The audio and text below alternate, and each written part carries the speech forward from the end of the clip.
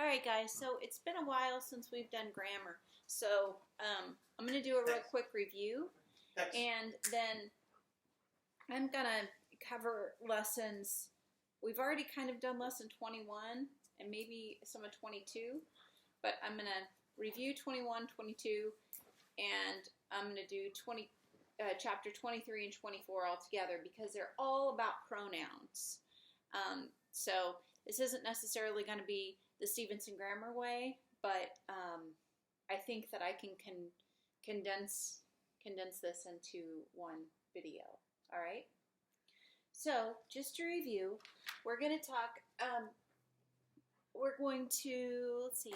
Yeah, they can see that. Okay. We're going to talk about the functions of nouns. So, what are the 5 functions of nouns in the English language? Go ahead. Shows an action, shows a state or theme, or helps another verb. Oh, that's a really excellent definition for verbs. That's okay.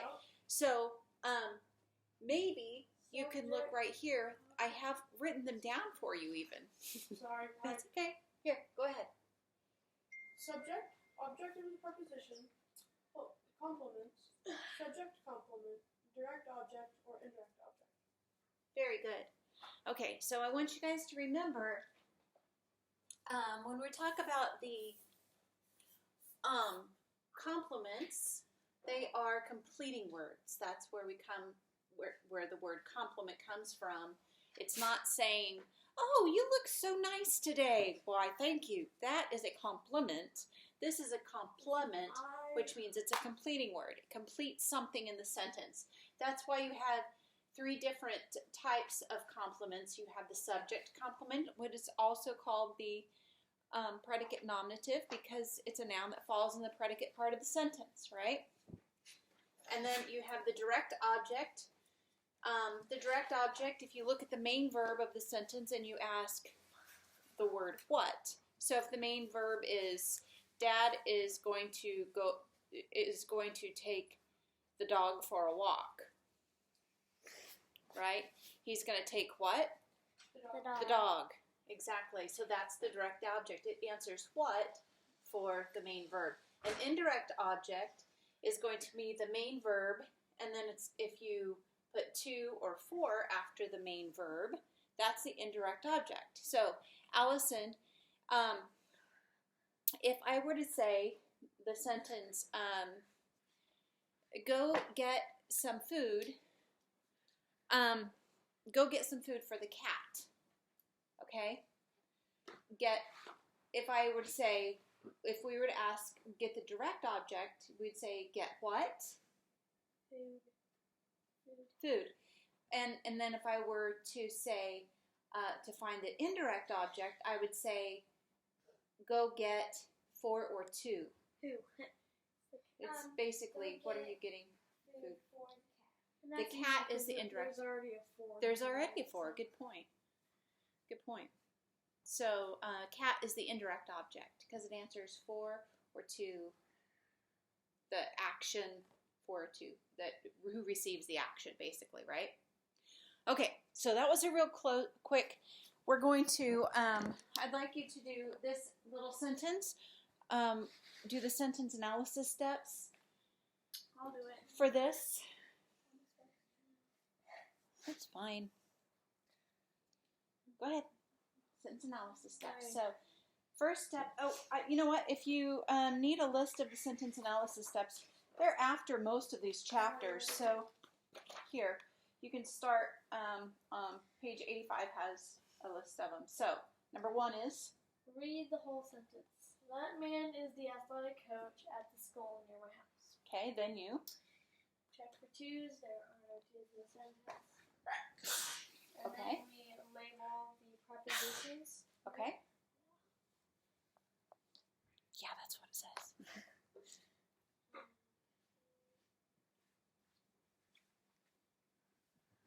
And then use the prepositional phrases. Good. Prepositional phrase starts with a preposition and ends with a noun. Good. Okay. Then find and label the infinitive. Oh, wait, I'm sorry. Find and label the adjectives. Possessive adjective. Maybe J, you just wrote add. Add. Huh. Add the add. J. Add J to it.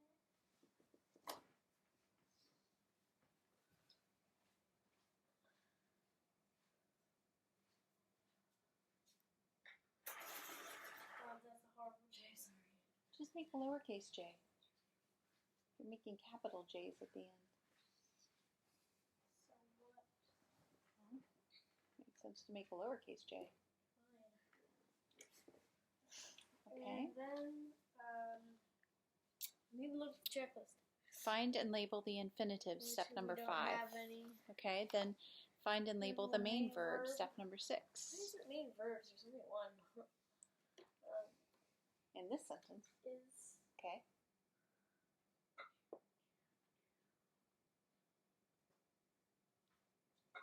Okay. Find and label a subject. Right? Find, yeah, it repeats those two on here. Find and label the subject. Should I be writing this down? Man. If you would like to write this down on a exercises page, you can go ahead and do this if you'd like. Otherwise, just watch. I haven't already hit that, so I'm just going back. Okay. Then find and then circle the complements. So this is the subject complement. Tell us who the man is. Okay, renames the man. Good. Okay. And then is it indirect object or direct object? Direct object. Indirect object. Um, It's really not. there's really not one, is there? Nope, not in this sentence. And then this is the indirect object. Wait, no.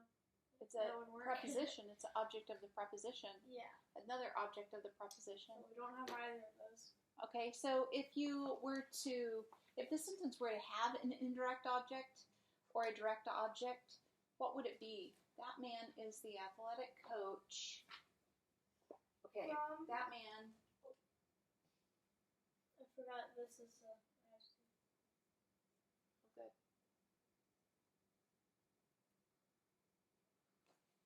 there. That man. How about if it said this? If it said that man working At the counter. At the counter? Wait. No, we're going to change that.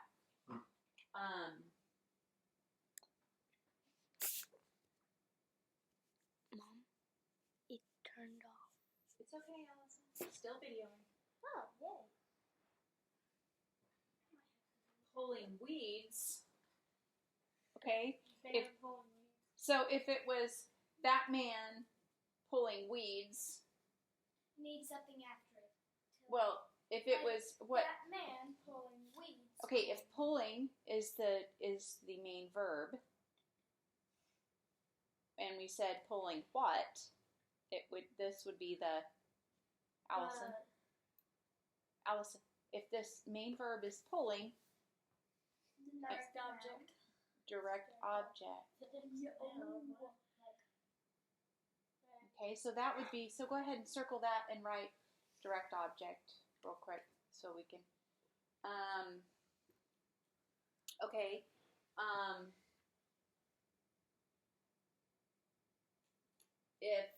if the sentence was like this,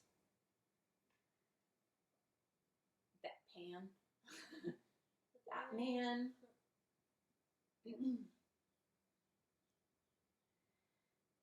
pouring Lemonade. milk for the girl.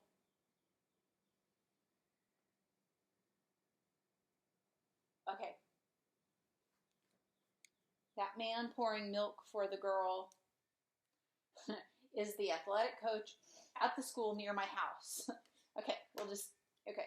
So if it was pouring, and we said pouring what answers that question? What completes that?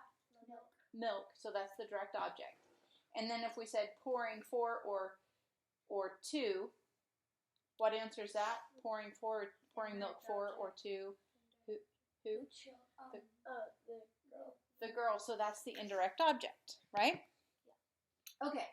So as you can see, we've used, we had to kind of come up with some, but we did a noun that was the subject, a noun that was the subject complement or the predicate nominative, a noun, some nouns that were the objects of the prepositions, a noun that was the direct object, another direct object, and a noun that was the indirect object. So in the English language, those are the functions of the nouns, right? Okay, we're going to skip over to Latin real quick. You can erase this board if you'd like, Joe. Just to make this jump in our mind, we've already talked about this again. Allison, I need you to pay attention, honey.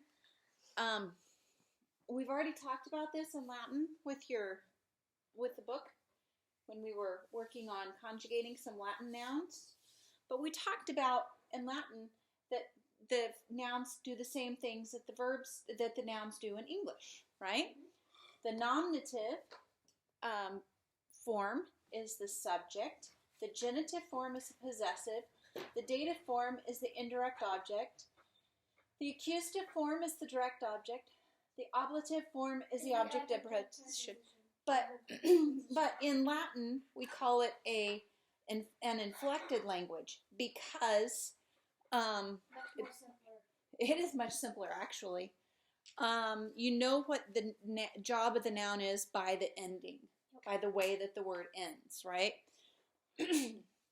Well, there is, I want to make one little side note. We're going to talk about this today, but I just want to notice I put an asterisk here by the possessive because do you see the word possessive up here with our nouns? Subject, object of the preposition, subject complement, direct object. We don't have it there, right? But we do have possessive nouns in the English language. The way that you know what an English a possessive noun in the English language is it does this. It has one of these. Watch. Ready?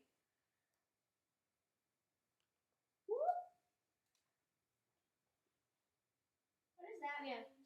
An apostrophe. It has an apostrophe. Oh. So is Allison's. Maybe this is the only, I mean, it's kind of like Latin where we have the inflection.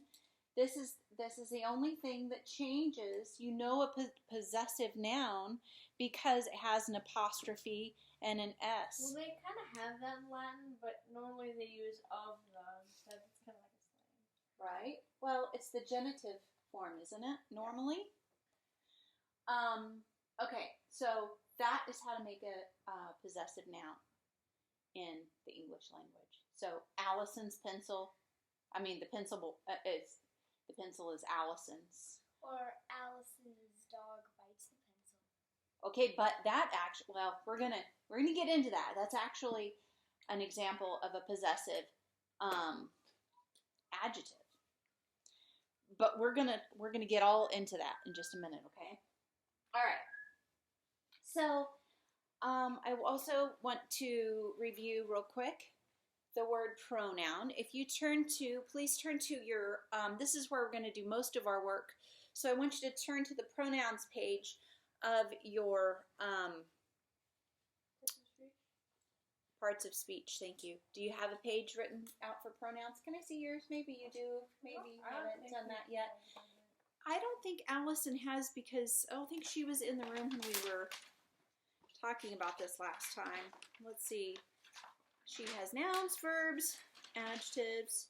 Oh, she does have some pronouns. Cool. Okay. Mom, can I do the next sentence now? Sure. I'll have you do some of those. So, if you have a pronouns page, it probably says something like this.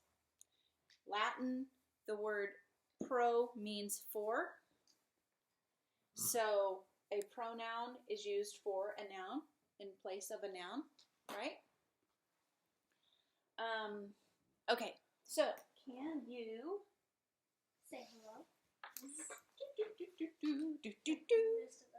Hey Joe, can I have those markers, please? There you go. Can you just give them to me? Thank you. Okay, so let's name some pronouns. I want you to think about, even in Latin we use those pronouns whenever you do the T chart, Yeah. the pronouns are I, you, he, she, it, they, right, we. So pronouns can have person. They can show person, like first, second, third person. They can show number, right? Meaning, so this is like first, second, or third person, and number is like singular or plural, right? Those are things that we know about a pronoun. So can you guys, okay, so we said I. Can you do the second person pronoun singular? What? You. What about third person? Oh, he, she, it. He, she, it. And then it's we, y'all, and then it's they. They. Okay, good. In Latin, do you have pronouns in Latin? Yeah. No. Or is it just in the ending? Well, there's like a, it's like saying I ate something, and so like there's nobody et. uses them. But or ego is I.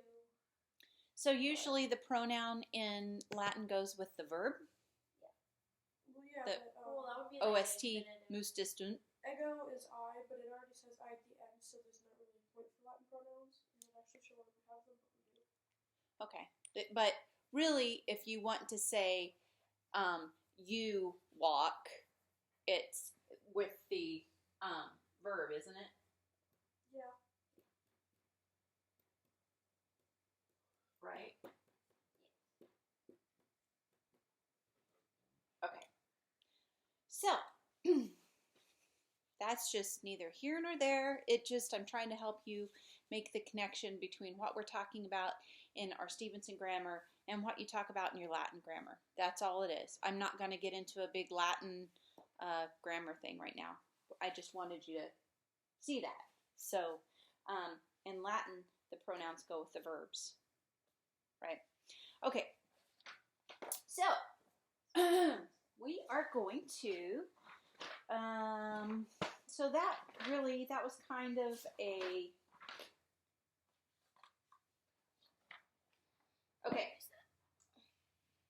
okay, so let's look at we have subject pronouns. So pronouns can do the same jobs as a noun. So if it means, pronouns means 4 nouns, then they do the same jobs. Okay? They can do the very same things that a noun can do. So let's look at some subject pronouns. That's not a subject pronoun, Allison. What? It's not a subject pronoun. Subject pronouns. Okay. If the subject pronouns would be like I can be a subject. I walk. So let's think about it. Think about it with Latin. Whenever you do your little chants, I walk, you walk. I love. Do I love? Do I love? I love. I love to love. I love to. Okay, well that's a different part. You're getting to the different parts of the verb. I wanted you to think about I love, you love, he, she, it love. So all of those can be subject. pronouns, right? And you can have plural subject or plural subject pronouns or compound subject pronouns. So if it was I and Allison, if the subject was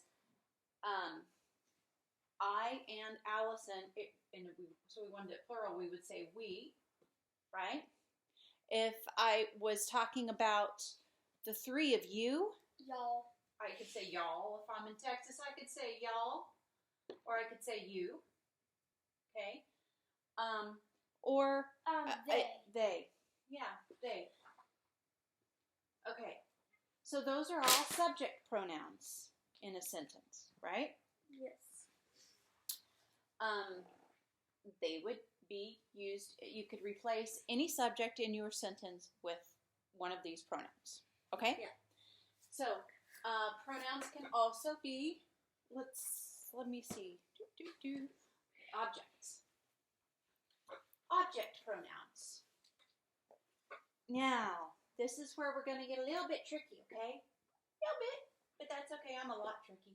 I get it. Haha. Object pronouns. Because your last name used to be tricky. Ha, ha, ha, ha. I would like you to, Allison, come over here and circle every time with the functions of the nouns. I'd like you to circle in pink. I'd like you to circle the word object. Pink is best.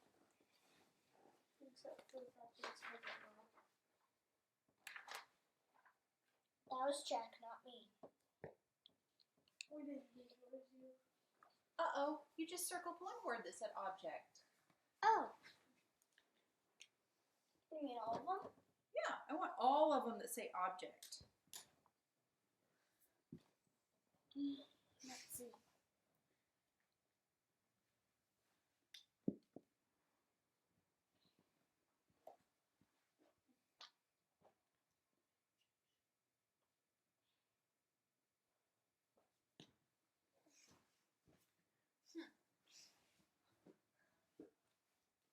Okay, I'm done labeling. Okay, that's it. So there's three. Excuse you, Joe. Can I have that back, please? I want to hold it. No. Oh, Okay. So there's three things and functions of nouns that you can use object pronouns for.